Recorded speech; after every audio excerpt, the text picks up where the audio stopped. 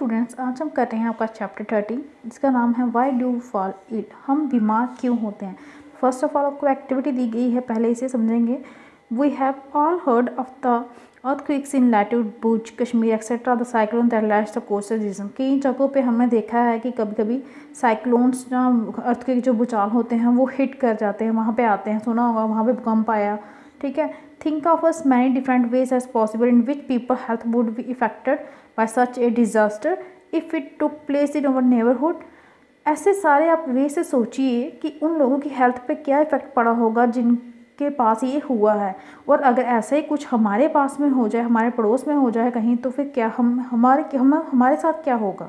How many of these ways we can think of are event that would occur when the disaster is actually happening. और जो हमने सोचा है उसमें से ऐसा क्या हो सकता है अगर रियली में ऐसा कुछ डिज़ास्टर वगैरह अगर हो जाता है तो। How many of these health related event would happen long after the actual disaster. ऐसे कितने हेल्थ रिलेटेड इवेंट हैं वो जो रियली में होते हैं, कब, जब एक्चुअल डिज़ास्टर होता है। और what would be still be because of the disaster. लेकिन ये सब डिज़ास्टर के कारण क्यों होता है। Why would one effect on health fall into the first group and why would another fall into the second group. सबसे पहले इसका इफेक्ट हेल्थ पे ही क्यों पड़ता है, हेल्थ ही पहला ग्रुप क्यों होता है, बाकी सारे दूसरे ग्रुप में क्यों आते हैं। When we do this exercise, जब हम ये एक्सरसाइज करेंगे, we realise that health and disease in human community are very complex tissues with many interconnected causes. तो हमें ये समझ में आएगा कि हेल्थ और डिजीज जो है इन कहाँ पे, ह्यूमन कम्युनिटीज़ में, वो बहुत ही कॉम्प्लेक्स इशू है, ठीक है, विद मैनी इंटरकनेक्टेड कॉजेज। लेकिन आपस में जो इनके कारण हैं वो आपस में क्या है, इंटरकनेक्टेड हैं, जुड़े हुए हैं। और हम ये भी रियलाइज़ करेंगे दैट कि ideas of what health and disease means are themselves very complicated. ये जो टर्म है हेल्थ और डिजीज, ये भी आपस में क्या है, इंटरकनेक्टेड है, जुड़ी हुई है। When we ask what causes disease, जब हम ये कहते हैं कि क्या कारण है डिजीज़, ये क्यों हुई है और हम इसे कैसे प्रिवेंट कर सकते हैं, तो सबसे पहले हमें ये पूछा जाएगा कि इन टर्म्स का मीनिंग क्या है, डिजीज़ का मीनिंग क्या है, हेल्थ का मीनिंग क्या है। कहने का मतलब कि पहले हमें इन टर्म्स को अंडरस्टैंड करना पड़ेगा कि डिजीज़ क्या होती है, हेल्थ क्या होता है। We have see that cells are the basic unit of organism. हमने ये देखा कि सेल क्या है, बेसिक यूनिट होता है ऑर्गेनिज्म का। और cell are made up of a variety of chemical substance. और सेल्स किसके बने होते हैं, अलग अलग केमिकल सब्सटेंस के, जैसे प्रोटीन्स हो गए, कार्बोहाइड्रेट हो गए, फैट्स हो गए, लिपिड्स, सो और भी बड़ी सारी चीज़ें हैं। Cell is a dynamic place. Cell जो है हमेशा चेंज होता रहता है। Something or the other is always happening inside them. और जो कुछ भी होता है वो सेल के अंदर होता है। कम्प्लेक्स रिएक्शंस, रिपेयरिंग, ये सब कहाँ होता है, सेल के अंदर होता है। New cells are being made, नए सेल्स भी बनते हैं।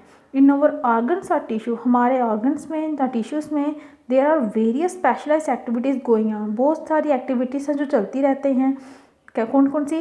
The heart is beating, heart beating करता है, लंग्स ब्रीथ करता है, किडनी फिल्टर करती है यूरिन के, ब्रेन थिंकिंग, ब्रेन सोचता है। All these activities are interconnected. ये सारी एक्टिविटीज़ भी आपस में जुड़ी हुई हैं। एग्जाम्पल ले लीजिए, if the kidneys are not filtering urine, अगर किडनी है जो यूरिन को फिल्टर नहीं करेगी, पॉइजनस सब्सटेंस विल एक्यूमुलेट, तो जो पॉइजनस सब्सटेंस है जो यूरिन में प्रेजेंट होते हैं वो फैलना शुरू हो जाएंगे। और उन कंडीशंस में the brain will not be able to think properly, brain जो है वो अच्छी तरह से नहीं सोच पाएगा।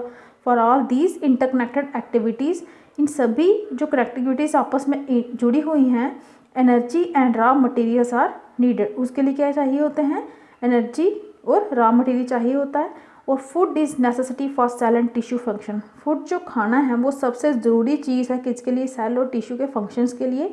Anything that prevents proper functioning of cell and tissue will lead to it lack of proper activity of the body. नहीं तो क्या होगा कि जो प्रॉपर फंक्शनिंग है सेल्स और टिश्यूज़ की वो नहीं होगी, अगर वो कमी हो जाएगी, प्रॉपर तरीके से एक्टिविटी नहीं होगी बॉडी की, कब, जब अगर खाना वहाँ पे सप्लाई नहीं होगा। It is in this context we will look at the notions of health and disease. इस कॉन्टेक्स्ट में, इस चैप्टर में हम किसके बारे में डीपली पढ़ेंगे, हेल्थ और डिजीज़ के बारे में। तो फर्स्ट हमारा है हेल्थ एंड इट्स फेलियर। इसमें है सिग्निफिकेंस ऑफ हेल्थ। हेल्थ क्या होता है, इसकी क्या इंपॉर्टेंस है। We have heard the word health used quite frequently. हमने वर्ड हेल्थ के बारे में सुना होगा, काफ़ी लोग इसके बारे में बोलते रहते हैं।